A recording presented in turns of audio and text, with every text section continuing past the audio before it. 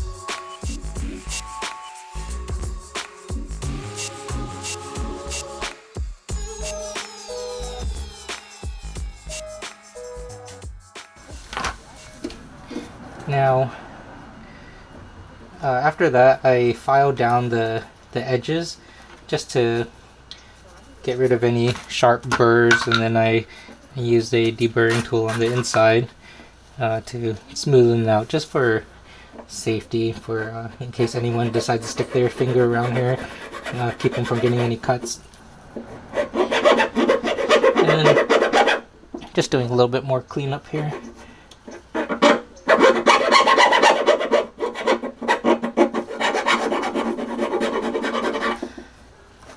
Feeling around in case there's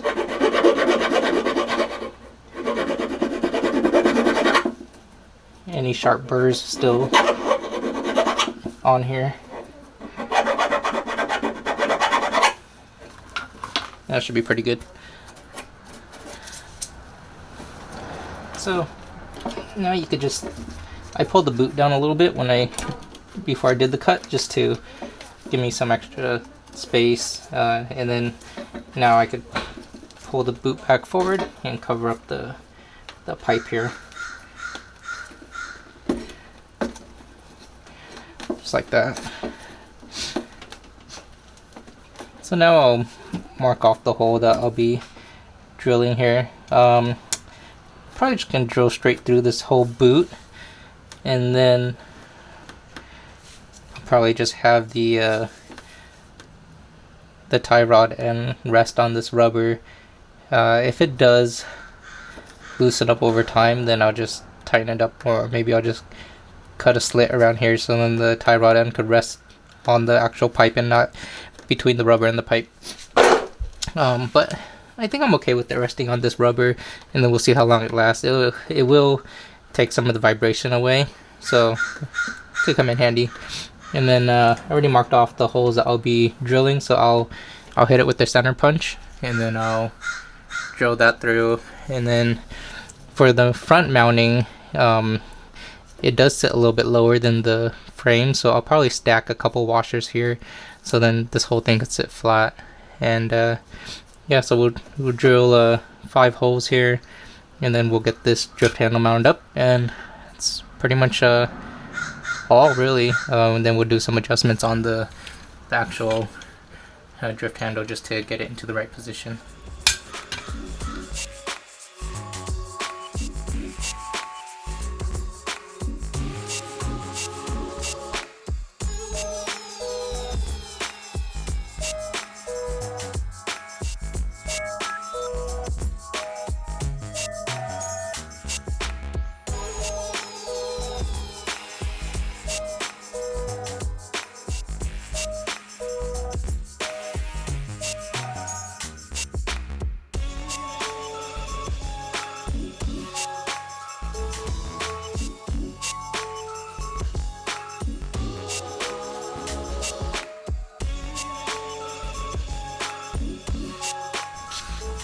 So here's my hardware. I got some bolts, and then I got a whole set of wide washers to do that spacer down here. I went with the wide washer just because you get more surface area, so then there'll be more support when it's actually on there. So just gonna do a little bit more cleanup on the holes I just drilled. Just clean out the burr, so then typically when you drill you get a little bit of a burr sticking up, and that will prevent the drift bar from sitting completely flat on here.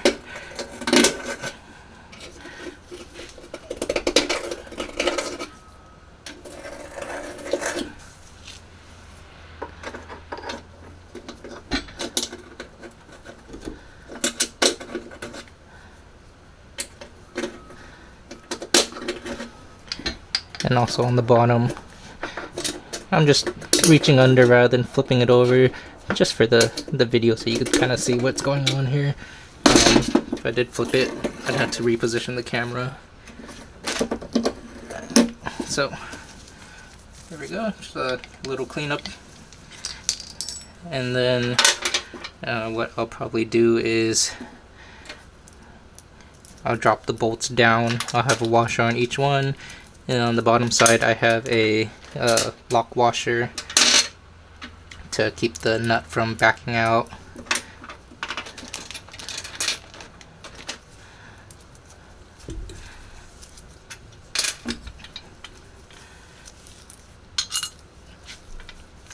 So with this setup, I'm just using M6 hardware.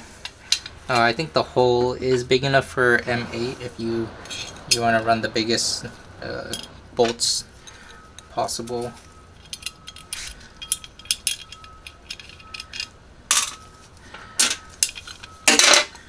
So the inside holes are slightly oval, and the small washers I had wouldn't fully cover the hole, so then I'll be using the wide washers for that, since I'm going with the M6 hardware.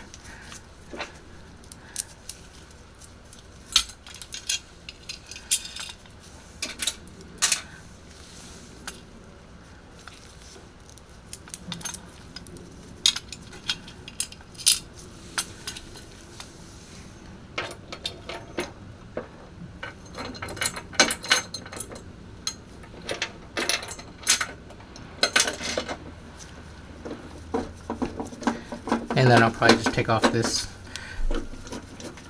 tie rod end for now, just so I could get in here and work on these bolts too.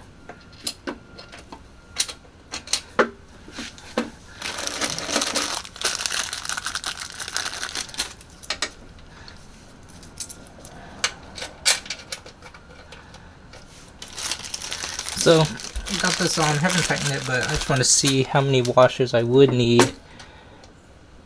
And it looks like 3, so then for the front I'll use 3 under each bolt to support this.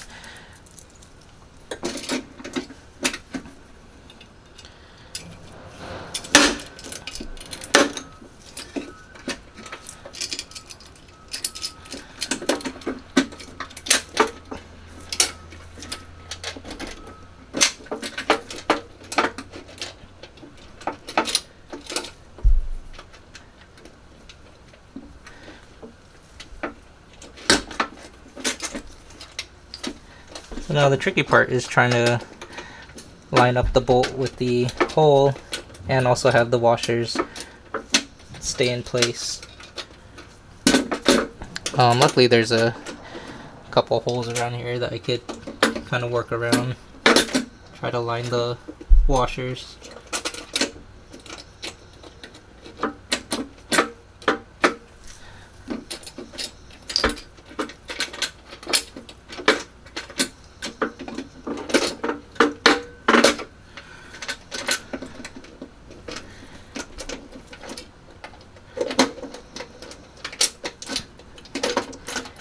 Okay, got one in.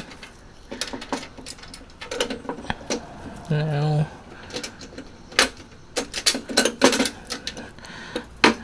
there's a second one.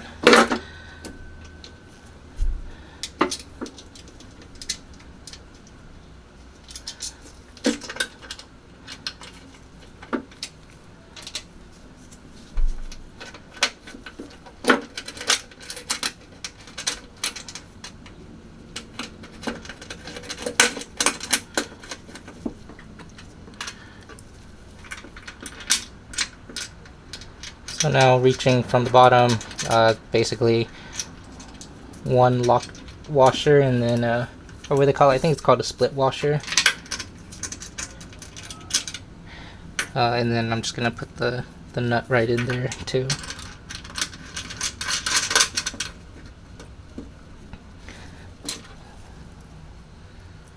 So there's the back.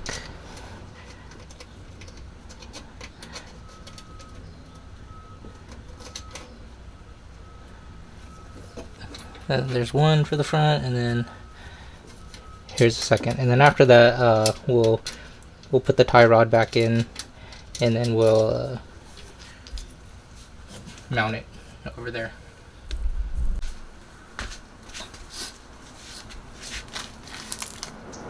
So now when we do this, I'll probably use the hole punch just to, or the center punch just to make a hole into the bar, so then I could feed the bolt through.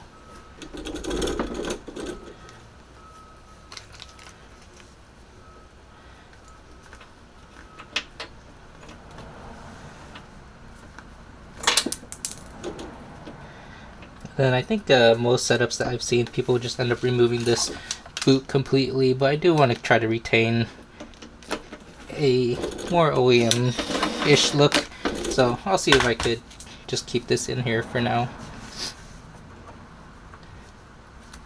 If it doesn't work out, yeah, I guess we'll just take it out.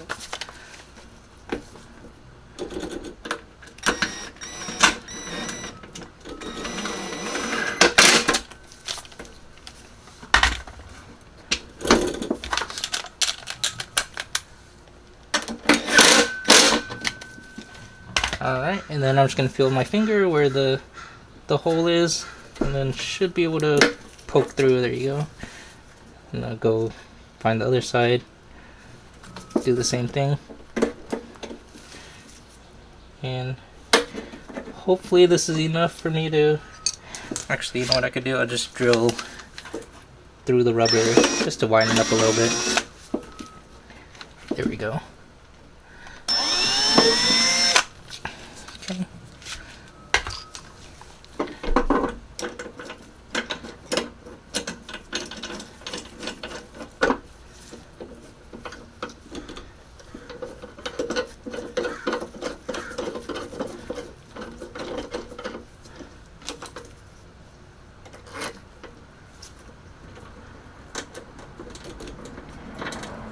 So it should require a little bit of a push, just because the rubber's gonna be smaller than the bolt here.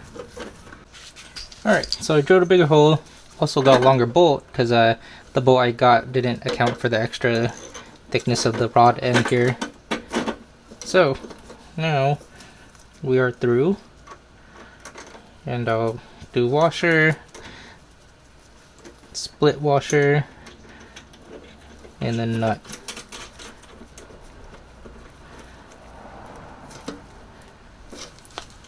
So there's our setup.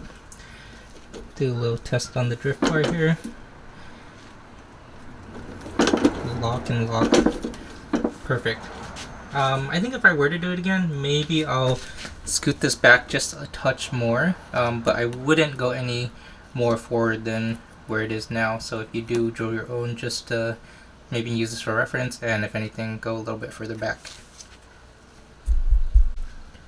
So for reference, in case anyone else wants to do this setup, where the drift bar is right now, where it's mounted on here, this will be the starting position, and then here is the full back. So if you wanted it to be a shorter throw than this, then what you would do is just drill this further back, closer to the pivot point, and then if you want more of a throw, then you would drill it a little bit more forward. And then the only thing the tie rod end will do now is just adjust the starting point, but then the end point will also change. So there we go. And then yeah, we'll just tighten everything down now and give it a test ride.